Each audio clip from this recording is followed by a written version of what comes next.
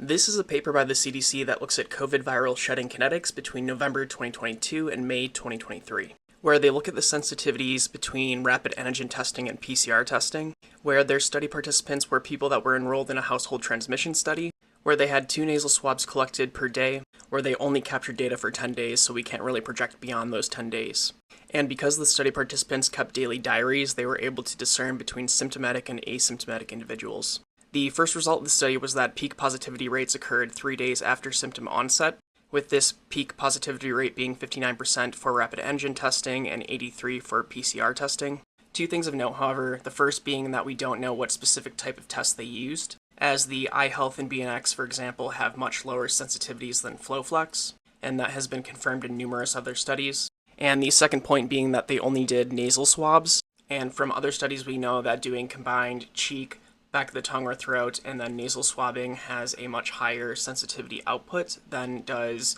nasal alone. So that can also be contributing to the lower sensitivities of the rapid tests in this study. However, despite that, these numbers are not good. I'm the most surprised by this 83% positivity rate in PCR testing. And from a bunch of studies that are coming out recently, this is because the N protein has continued to mutate over time, and that's the one that we're considering to be stable and constant over time, which has pretty big impacts for not just clinical positivity testing, but also for wastewater testing. But at the very minimum, clinicians and the public should be aware of the lower sensitivity of antigen testing compared to when they first came out, in addition to the comparison to PCR testing, as this is very likely to lead to false negative results, meaning that there's not an insubstantial number of infections that are going to be missed.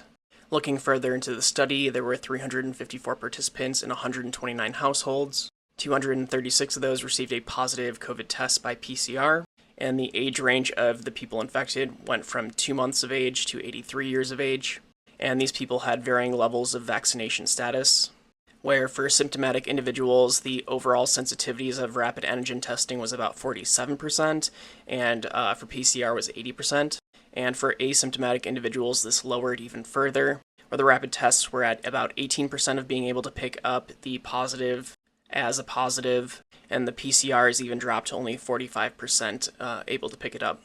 Where what's kind of interesting is that for symptomatic individuals, the positivity rate was peaking around day 3, and for asymptomatic individuals that they caught in the study, it was peaking around days 4 to 6, which is completely in line with the results of this paper that was published back in September of 2023, where they show the peak viral load is between days 3 and 5 for more current 2023 variants. So this CDC study from approximately the same time is a good confirmation study.